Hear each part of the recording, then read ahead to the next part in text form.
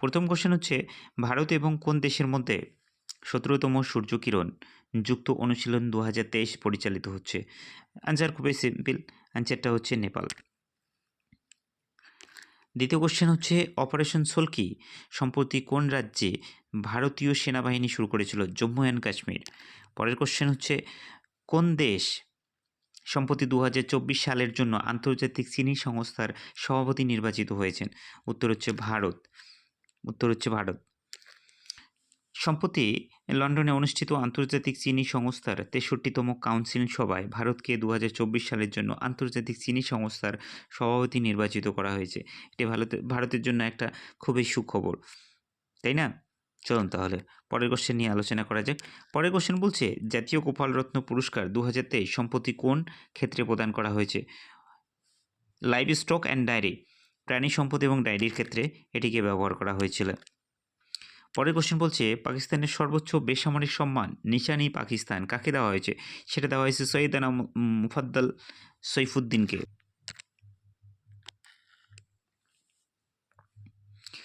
চলুন তাহলে পরের কোশ্চেনে যাওয়া যাক।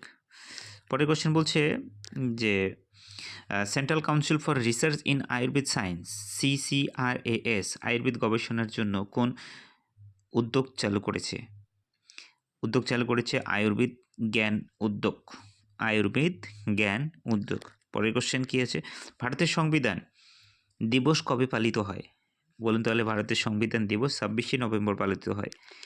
কোন রাজ্য গরম রান্না করা খাবার প্রকল্প কোন রাজ্য সরকার চালু করেছে? উত্তরপ্রদেশ।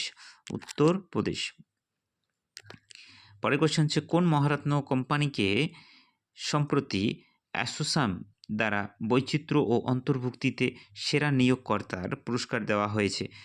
কোশ্চেনটাকে যদি ইংলিশে পড়ি তাহলে একটু বেশি ভালো শোনাবে। Which Maharatna company has been awarded the best employer in diversity inclusion awarded by ASSOCHAM recently?